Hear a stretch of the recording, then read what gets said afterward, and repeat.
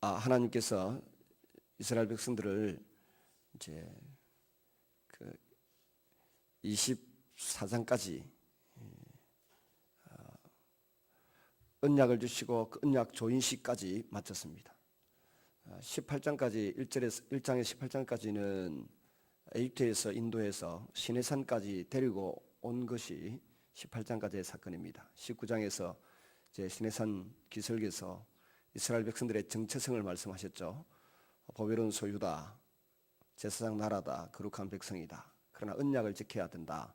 그래서 20장에서 23장까지 언약서 율법을 주셨습니다. 그리고 24장에서는 성만찬도 하고 그 언약을 조인하는 그런 제사도 예배도 드리고 그렇게 했습니다. 그리고 이제 25장부터 31장까지 그 성막에 대한 모형과 설계도를 주셨습니다. 그리고 또 아론과 그 아들들을 제사장으로 세우고 위임식을 어떻게 할 것인가를 설명을 하고요. 31장에서는 성막을 도대체 누가 어떻게 만들 것인가에 대해서 만드는 사람 부사렐과 오홀리압 그리고 마음이 지혜로운 자를 임명하셨습니다. 그 다음 이제 32장부터 34장까지는 우리가 잘 아는 대로 그 언약을 24장에서 맺었던 그 언약 자체를 이제 파괴하는 행위를 이스라엘 백성들이 하는 것을 보여주고 있습니다. 그리고 그 죄에 대하여 모세가 책임을 통감하고 책임을 묻고 하나님 앞에 용서를 구하는 기도가 시작되는 장면을 32장에서 보게 됩니다. 사실 이스라엘 백성들은 아직 그 성막을 하나님께서 만들으라고 하는 말씀은 듣지를 못했습니다. 성막 만드는데 얼마나 많은 재물이 필요할지도 모르고 상황을 잘 파악하지 못하고 있습니다. 그런데 모세가 한 40일 동안 시내산에서 내려오지 않으니까 금송아지 우상을 만들어 달라고 요청한 것이죠. 그래서 아론이 자기 딴에는 강대한 나라 에집트에서 보았던 가장 강력한 신 그 항소를 한 마리 만들어다가 그 금으로 만들었습니다. 근데 여러분 가만히 보시면 에집트에서 탈출하고 나올 때에 그 이웃에게 다 받아서 나온 금은 폐물을 가지고 만든 금송아지 우상이었습니다. 하나님 주신 은혜의 선물들이죠. 근데 그거를 가지고 제일 먼저 한 일이 바로 이렇게 우상 섬기고 우상 만드는데 다 써버리고 만 것입니다. 하나님 우리에게 주신 많은 재물들이 있고 재능들이 있는데 그걸 어디에 쓰느냐? 심사숙고하고 써야 됩니다. 섣불리 아무데나 써도 안 되고 심사숙고하고 써야 되는데 에집트를 탈출한 그 백성들은 첫 번째 자기의 재능과 그 귀한 금붙이를 가지고서 금송아지 우상 만드는데 다 낭비해버리는 어리석음을 범했습니다. 좀 기다리면 하나님께서 그거 쓸 때를 정해주실 텐데 하나님을 잘 섬기는데 쓸 때를 정해주실 텐데 그 정해주기도 전에 그냥 몽땅 날려버린 것입니다. 하나님께서 우리에게 주시는 것들을 잘 사용할 줄 아는 그런 지혜가 있어야 됩니다. 어떤 의사 선생님은 이웃에 있는 교회인데 아버지가 목사님이셨어요. 목사님이면 대신동 교회인가 막 그런데 최일령 목사님이라고 그 목회자로 그렇게 일생을 사시다가 가셨으면 그 형제간들이 얼마나 힘들게 자랐겠습니까? 그런데 그 아들 딸이 다 의사인데 두 분이 의사인데 아들도 나름대로 최선을 다해서 교회를 섬기곤 합니다만은 그 딸 되는 아들보다 누님이죠. 아들은 세강병원 원장이고 누님 되는 체내과인가 뭐 그래요. 그 세강교회 가서 선교사들이 가서 말씀을 전하고 어려운 형편을 이야기하면 1년에 뭐 한 번도 좋고 두 번도 좋고 전에는 보니까 1,500만 원, 그 뒤에는 1,000만 원. 여러분 원래 있는 사람들이 더 한다는 말이 있습니다. 근데 하나님의 은혜에 대한 믿음이 분명히 있으니까 그냥 선교사님에게 1,500만 원, 1,000만 원씩 가방채로 들고 와서 가져가 쓰시라고. 어떤 데는 한 2달 기다려달라 해가지고 2달을 기다렸다가 온라인으로 이렇게 붙여주기도 하고. 그러니까 돈이 늘 준비되어 있는 것도 아니라는 거죠. 모아가지고 그렇게 그 선교하는 일에 쓰도록 이렇게 주는 걸 보면서 제가 그분 얼굴을 못 배웠습니다만은 선교사님들과 담임 목사님 통해서 듣기로는 참 돈을 쓸 줄 안다. 돈을 잘 쓰기 위해서 생각을 많이 하는 분 같다. 그런 인상을 받습니다. 여러분, 세상에 공짜는 없습니다. 하나님이 우리에게 뭘 맡겨놓고 네 마음대로 다 써라 그렇게 말씀하지 않고 주님의 뜻대로 주님의 계획대로 쓰시기를 원하십니다. 그건 돈만 그런 것이 아니라 우리에게 주어져 있는 가장 소중한 재산인 우리의 생명, 우리의 시간 그거 다 주님의 뜻대로 사용하기를 원하십니다. 그럼 7절 이하에 이제 이 하나님께서 모세에게 빨리 내려가 봐라. 저 사람들이 금송아지 우상을 부어 만들고 그것에 예배하면서 이스라엘 백성들을 에집트에서 구출해낸 신이 바로 이 신이다 이렇게 말하고 있다는 것입니다. 그리고 하나님이 미리 모세에게 말합니다. 이 모기법보다 이 백성들을 내가 다 죽이고 대신에 너를 통해서 큰 나라를 세워야 되겠다라고 이야기합니다. 근데 이런 하나님의 놀라운 제안 앞에 모세는 안 될 말씀입니다. 그리고 중보기도를 시작합니다. 그래서 중보기도의 내용을 가만히 보면 어떻게 하나님의 체면을 생각하지 않습니까? 하나님이 에집트에서 구출을 해내시고 지면에서 다 썰어 없애버리고 죽이려고 구출을 해냈다는 소문이 온 세상에 널리 퍼지면 어떡하려고 그러십니까? 하나님의 계획과 하나님의 자비와 하나님의 사랑이 존중받아야 되지 않습니까? 그렇게 말씀을 드립니다. 12절에 보면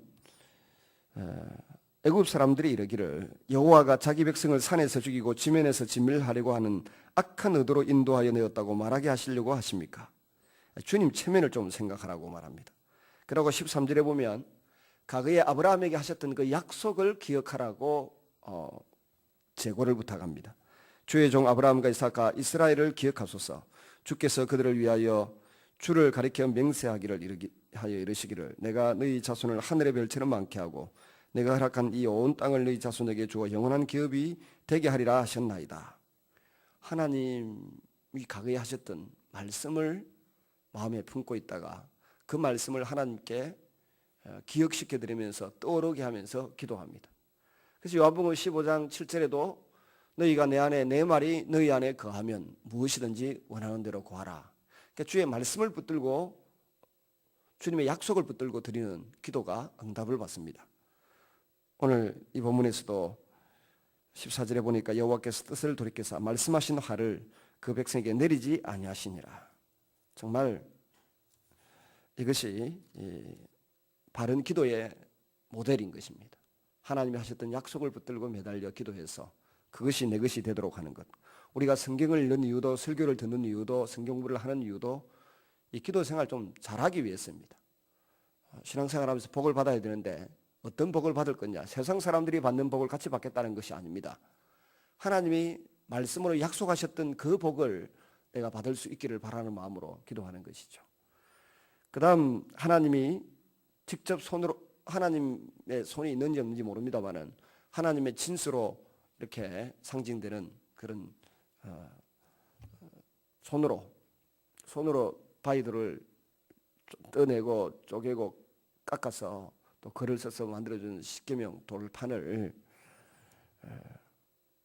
양편에 새겨가지고 내려오다가 모세가 백성들 떠드는 소리 보고 또 금송아지 앞에서 절하고 그렇게 하는 걸 보고 화가 나서 던져서 깨뜨려 버리고 맙니다. 사실은 돌이 중요한 게 아니고 그게 새겨져 있는 내용이 중요한 거죠. 그게 새겨져 있는 내용은 외워야 되고 자기만 외울 것이 아니라 모든 백성이 외워야 되는 겁니다. 깨뜨려 버려가지고 그거 다 못 외우면 어떻게 가르치려고 그랬는지 나중에 다시 처음에는 하나님이 다 깎아서 이렇게 만들어줬잖아요. 다 하나님 직접 깎아서 멋있게 이렇게 만들어가지고 주셨는데 깨버리고 나니까 두 번째 만들 때는 그 모세가 직접 깎아가지고 올라가서 썩이는 하나님이 쓰셨습니다. 성질 한번 부리는 바람에 돌 새로 만드느라고 꽤 고생을 했을 겁니다. 자기가 석공 재주가 있는 것도 아니고 에집트 왕실에서 자란 사람이 무슨 돌을 이렇게 다듬고 하는 재주가 있겠습니까? 성질을 잘못 부리면 큰 어려움을 겪습니다. 나중에 머리바 반석에서도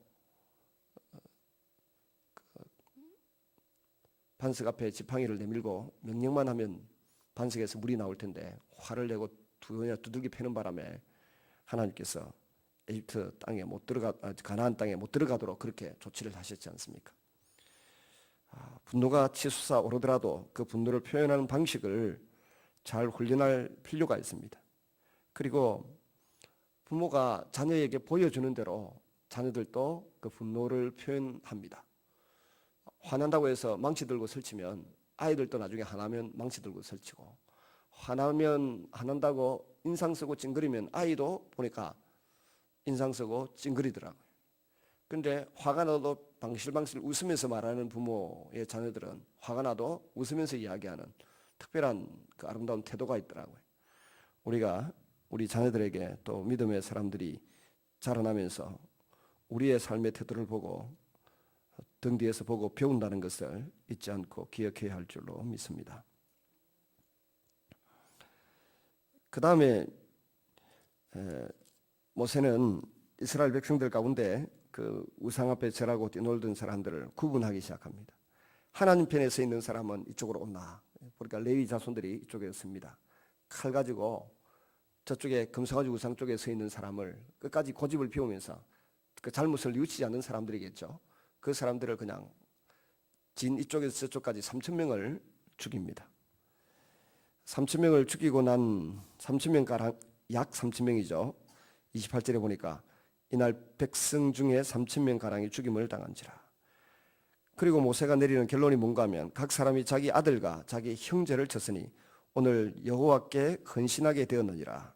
그가 오늘 너희에게 복을 내리시리라. 죄를 단절하고 죄를 잘라버리는 행동에 대해서 하나님께 대한 헌신이라고 말합니다. 사실 자기 혈육을 끊어낸다는 것, 자기 형제를 끊어낸다고 하는 것 큰 아픔입니다. 그러나 하나님이 너무너무 싫어하는 죄를 범하고 그 죄를 뉘우치지 않으니까 잘라내는 것입니다.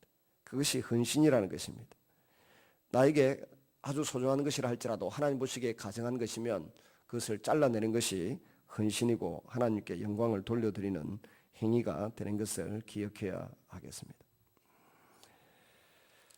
그러면서 모세는 다시 하나님 앞에 간절히 기도를 하는데 32절 그러나 그들의 죄를 사하시옵소서. 그렇지 아니하시오면 원하건대 주께서 기록하신 책에서 내 이름을 지워버려 주옵소서. 하나님이 이름을 기록해 놓은 책이 있다는 것입니다. 생명책이라고 불리기도 합니다. 이것은 그 욥기서에도 나오고 또 그 예수님이 사복음서에서도 제자들에게 말씀하셨죠. 하늘나라 생명책에 내 이름이 기록된 것을 기뻐하라. 귀신 나가고 병 나은 그것보다 이 생명책이 있습니다. 여기에서 내가 제외되는 한이 있더라도 이 백성을 좀 용서해달라고 백성들을 품는 아버지의 마음이 있었습니다. 하나님의 마음을 제대로 파악하고 간절히 기도했던 것이죠. 이런 모세에게 하나님께서 누구든지 내게 범죄하면 내가 내 책에서 그를 지워버리리라. 생명책에서 범죄하는 자는 지우겠다는 것입니다. 그리고는 이 모세의 기도에 대한 응답으로 한번 따라하겠습니다. 동행 거부에서 동행 결정으로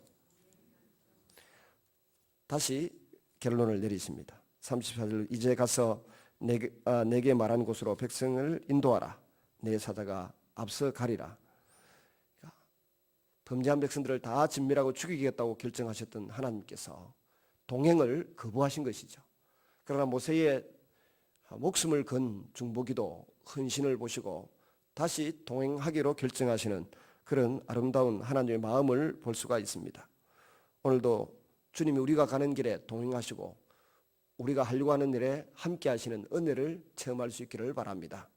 그를 위하여 주님은 지금도 하나님 보좌우편에서 우리를 위하여 중보기도 하실 뿐만 아니라 성령 하나님께서 우리의 마음에서부터 깊은 회개와 하나님 앞에 부르짖는 기도를 허락해 주실 줄로 믿습니다. 말씀과